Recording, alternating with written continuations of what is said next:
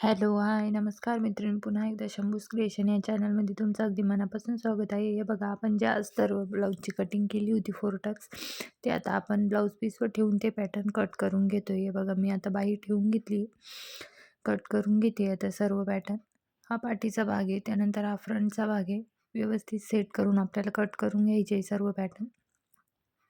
हे बघा, अशा पद्धतीने सर्व पॅटर्न कट झाल्यानंतर मी तुम्हाला स्टिचिंग कशी करायची ते दाखवणार आहे. क्रॉस पट्टीला मी डबलचा अस्तर लावते, जेणेकरून ब्लाऊजला फिनिशिंग छान येते त्यासाठी. हे बघा, आता कटिंग झाली, आपण आता स्टिचिंगला घेऊ. हे फ्रंटचा भाग घेतला आहे मी. हे बघा, दोन्ही समोरासमोर ठेवून घ्यायची आहे गळे. अस्तरची बाजू उलट आहे, आतमधून आपण अस्तर लावतो, त्यासाठी उलट बाजूवर अस्तर अगोदर पॅक करून घ्यायचे. हे बघा, अस्तर अगोदर मी पॅक करून घेते ब्लाऊज पीसला. ज्यांना कोणा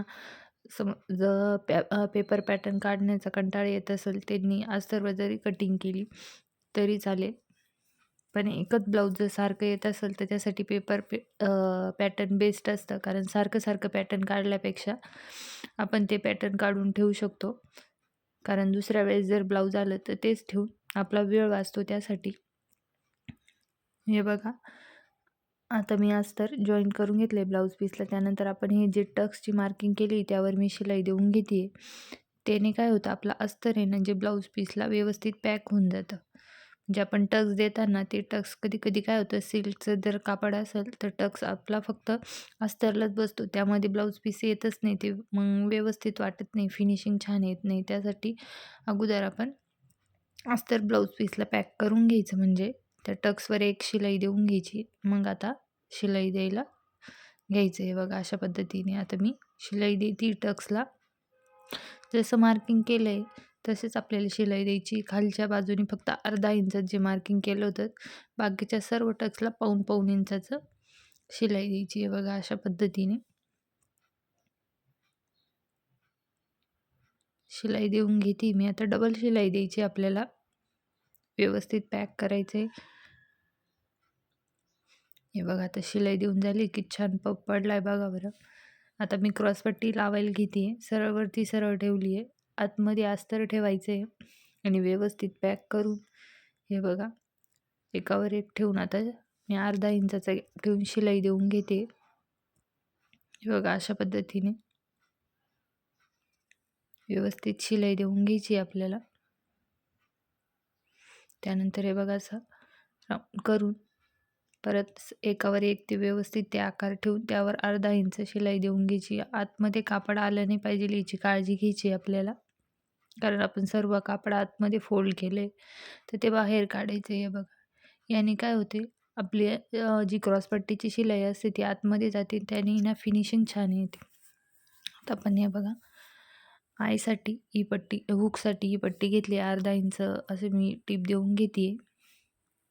त्यानंतर वरतून एक दाब टीप द्यायची तिला आणि फोल्ड करून मध्ये परत एक टीप द्यायची आहे. बघा, अशा पद्धतीने. तर यावर एक टीप देऊन घेते परत मी. ते बघा, आपला फ्रंटचा एक भाग तयार झाला आहे.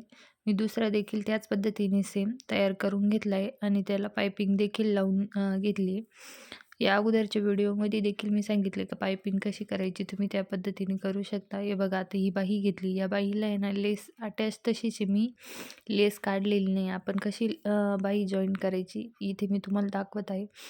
हे बघा, अगोदर आहे ना बाहीचे भाग व्यवस्थित बघून घेतले. त्यानंतर आता हे बघा, अर्धा इंच फोल्ड करून आपल्याला अस्तरला, बाहीच्या अस्तरला टीप देऊन घ्यायची. हे बघा, अशा पद्धतीने व्यवस्थित टीप देऊन घ्यायची. त्यानंतर एक बाहीचा भाग घ्यायचा आहे. बघा, जी वरती ठेवली ती सरळ बाजू आहे आणि ही उलट बाजूवरून आपली जी टीप दिली ती आतमध्ये गेली पाहिजे. हे बघा, अशा पद्धतीने व्यवस्थित आपल्याला आता यावर टीप देऊन घ्यायची. ती लेस आहे ना, लेसवर टीप द्यायची आपल्याला. याने काय होतं, आपल्या बाहीची जी फिनिशिंग आहे ती छान येते. ती लेस काढून आपल्याला व्यवस्थित ती अटॅच होत नाही, त्यामुळं बाहीला व्यवस्थित फिनिशिंग येत नाही. त्यासाठी मी बाहीची शक्यतो अशा जर लेस असेल तर ती काढायचीच नाही. अशाच पद्धतीने बाही जॉईन करायची. खूप छान म्हणजे वाटत नाही की बुवा लेस काढली की नाही असं. खूप छान वाटते. ओरिजिनलच वाटते की लावली आहे असं. त्यानंतर हे बघा, आता बाहीला अस्तरला ब्लाऊज पीसला जॉईंट करून घेतली आहे. आता एक्स्ट्राचं कापड कट करून टाकते मी.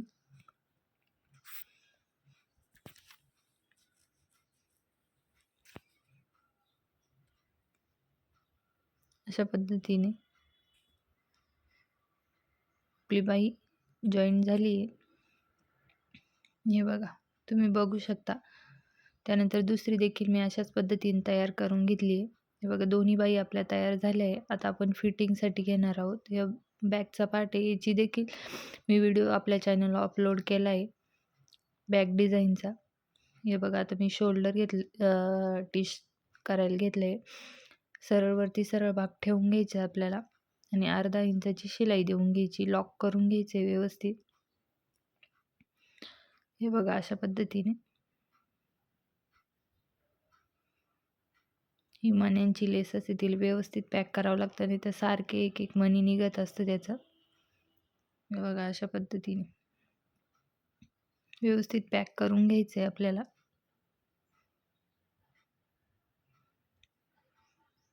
त्यानंतर हे बघा, आता आपल्याला बाही जॉईन करायची. बाही जॉईन करण्यासाठी हे दोन्ही भाग आपल्याला चेक करून बघायचे. कमी जास्त असेल, जो जास्त असेल त्याला कट करून टाकायचे आणि हा खोलगट भाग आहे ना, हा पुढच्याच साईडला आलेला पाहिजे.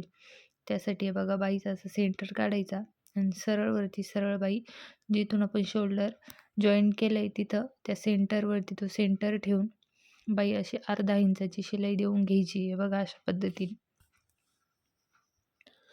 अशी शिलाई देऊन घ्यायची. हे जे कापड उरतंय ते 1 इंच आपलं एक्स्ट्रा घेतलं होतं, ते टक्ससाठी आपण कट करून टाकणार आहोत. हे बघा, मार्किंग देखील तुम्हाला दिसत असेल. त्यानंतर दुसऱ्या साईडनी देखील अशाच प्रकारे स्टिच करून घ्यायची आपल्याला बाही. डबल शिलाई द्यायची बाहीला. ब्लाऊजच्या प्रत्येक पार्टला आपल्याला डबलच शिलाई द्यायची असते.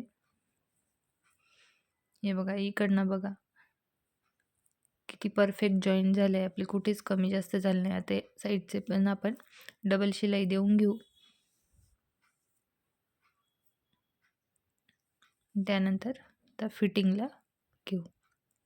हे बघा, तर जे एक्स्ट्रा आहे ते कट करून टाकू. हे बघा, तुम्हाला मार्किंग दिसतच असेल. हे बघा, ते घ्यावंच लागतं कारण नंतर आपल्याला कट करता येतं, पण जर अपुरं आलं तर जॉईन केल्यापेक्षा एक्स्ट्राच असलेलं बरं. हे बघा, आता कट करून घेतलं आहे. आता आपल्याला यावर फिटिंगची टीप द्यायची आहे. हे बघा, किती व्यवस्थित जॉईन झाले, कुठेही कमी जास्त नाही आहे.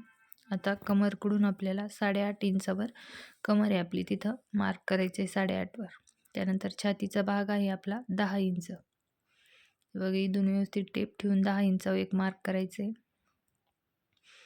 हे बघा, अशा पद्धतीने आपली फिटिंगची शिलाई देखील एकदम सरळ येते, कुठेही अशी तिरपी होत नाही. तुम्ही ते देखील नोटीस केलं असेल. हे बघा, त्यानंतर दंडघेर आपण आता टाकणार आहोत.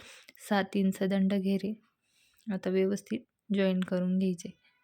ज्यांना कोणाला फिटिंग द्यायला जमत नसेल ते असे या पद्धतीने दिली ना तर व्यवस्थित फिटिंग येते. देऊन बघा एकदा.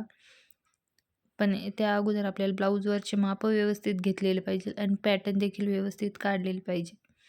त्यासाठी फिटिंगची शिलाई व्यवस्थित येते. बघा, अशा पद्धतीने आता सरळ एकदम आपली फिटिंगची शिलाई आली आहे. अशा पद्धतीने मी फिटिंगची शिलाई देऊन घेतली. तुम्हाला व्हिडिओ आवडला असेल तर व्हिडिओला एक लाईक जरूर करा. ताईंनो, आपल्या चॅनल नवीन असेल तर चॅनलला देखील सबस्क्राईब करा, शेअर करा, कमेंट करा. हे बघा, हा आपल्या ब्लाऊजचा फायनल लुक आहे. हे बघा, किती छान आपलं ब्लाऊज शिवून तयार झालं आहे. धन्यवाद.